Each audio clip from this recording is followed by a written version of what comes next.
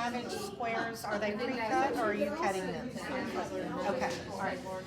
So, do you know how to find straight grain if you do? Are you buying it straight from the fabric store and coming home with it, or is it a collection that you've Some of it, but some of it was just what I was given. Okay. So I can just work. So you can take your fabric and you can do this with it, and that's straight a grain.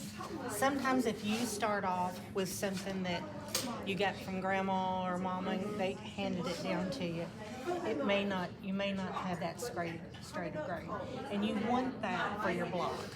Your blocks will lay better, they'll perform better on your quilt if you've got that straight a grain. So you can do that simple tear. If you're getting it from even if you're getting it from the quilt store, the way it lays on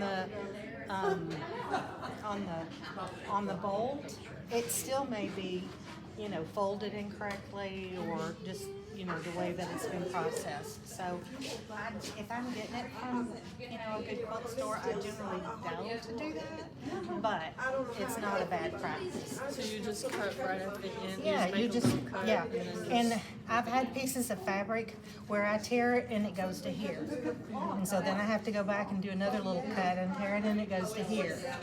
So you can, and then, so see, if I had done that, then really that would be my, I'd be doing my block at an angle and it wouldn't be straight a grain. So then you would iron it, and then what the best practice is when you're cutting is to cut using your ruler. The mats, like my mat, this one's old, and I've had people who've used it before. Some of my family have used it and said, "Oh, I don't like your mat, it's too old, it doesn't cut good." Well, but because of the age, sometimes if there's like division between these, there may just be like little differences in what your inches really are. So, and it's better if you're doing a quilt that you tend to use the same ruler and the same machine for, making your block, because there's just sometimes there's just that little hair of a difference. So do you know how to measure?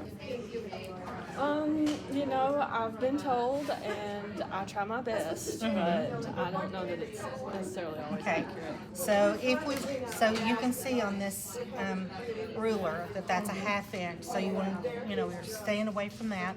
The quilt that I'm making right now needs 4.5, so I can go from this side and it works great. But if you're doing a 5-inch, you bring it here. 1, 2, 3, 4, 5. And the other thing I would do is I would iron this before I did my measurement, okay? And you could come in and clean that up and get rid of all those little funkies, okay? Now, do you starch your fabric before you cut it? I do. If I'm doing like a massive amount, like great big pieces, I don't, just because of space and time and that sort of thing. I have a sewing space, not a sewing room, and so the area that I have to store things is not as big as professional quilters like Pam and some others that have whole rooms, designated. But for a piece like this, yeah, it does two things. One, it's going to make it lay really flat, so you're going to get a better accuracy with your cutting. But the other thing, when it comes time to sew, it's so much easier if it has that little bit of bite to it, that little bit of heaviness to it. It just makes it easier to sew. So you go, all right, so that's the 1/2. So 1, 2, 3, 4, 5. So, I had it turned right. So then you're lining that up, getting it as close as you can, and then making your cut. So even though this is, would this need, so this is So like you frayed just right now. do Would what? this have to be like a more solid cut right Yeah. here? So, yeah. So we're doing this in a library setting. So that's a little different than what I have at home. I would take it to my iron, and I would iron that flat, and then I would come back in here, and I'm not really sure about this, whether that's good and true. So a lot of times, I would want to line it up here, but I don't know if that's a true, straighter grain either. So I'm just going to go on this side, and I'm going to get as close to that as I can and make it as pretty as I can. I can see where the fray starts, and then I'm just going to clean that off. Right. Okay. And when you do, one of the troubles we have sometimes is like wanting to take off the end of our ruler with our rotary blade. So a lot of times I'll start here and come back. You can see I've got a little bit of a bend there, and that can make a difference. And then just clean that up and throw that away. Okay. Okay, now it's your turn. You make the 5-inch cut.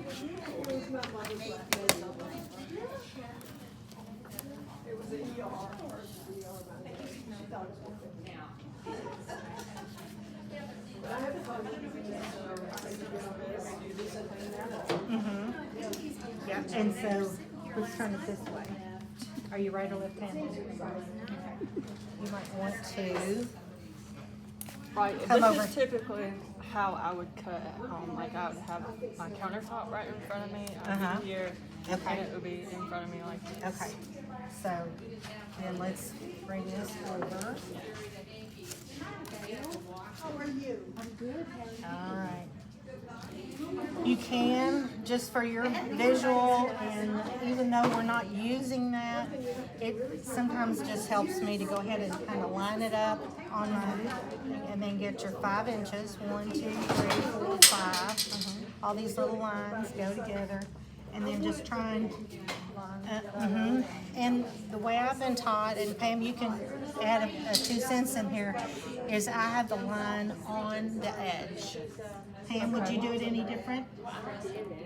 No, I would not do it any different, Yeah. but remember, I'm not the most experienced. You know much better than I am, Well, sure. I started during COVID, so I don't have that many years ahead of you. I did a couple quilts with my mother-in-law back in the early 80s, but then I hadn't done anything until 2020, really.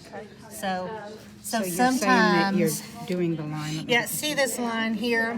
So some people will set it on the outside of the fabric.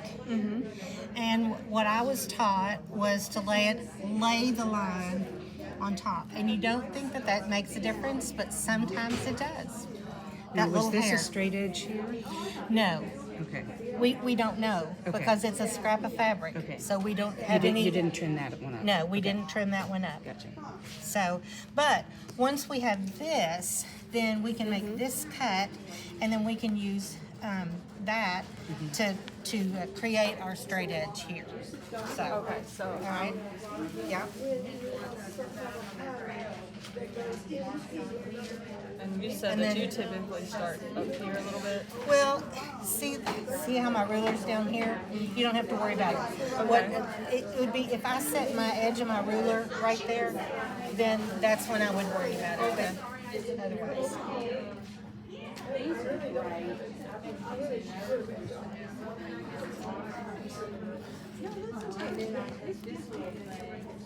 See how it's sticky a little bit? That's my mat that does that. But this is the mat that I have that fits in my carrier. So, all right. So now we know that we have, this is straight. So if we want to do a cleanup cut. So see, that one's too busy. Let's stay away from that. Let's put this on our line. And then what we want to do is, see how I'm bringing it there? Now you're going to do that, and that's called a cleanup cut. Okay. And then generally what I do is get my cleanup cut, and then I turn it around. So then now, here's where I get, if I'm doing a 5 by 5, and that's our half, so we don't want that. So 1, 2, 3, 4, 5. So now you can square it up And I'm gonna let you do it. Because you're not using this I for am not. measuring. I am not. You're I am just using looking my at ruler. this. And that doesn't, especially when you first started out, that wasn't confusing. I find that like Yes. the lines, you know, I'm looking Yes. Turn the here. mat upside down. See, mine has the On both measurements sides. on both Oh, does it? sides. Yeah. Yeah. Yeah. Yeah, I find that I get lost a little bit. On there. And I feel like I need to line this and this, even though that's Yeah. common on it. Yeah. So you're gonna, yeah, and we have squared. We've got good cuts on both of these sides, and we have a good cut here. So you just want to line up your lines and see. Let's get away from all these little numbers because you can't hardly see. And let's see how good we did at squaring up here. Yeah, not bad. Yeah, that's pretty good right there. And so that's our 1, 2, 3, 4, 5. Yep.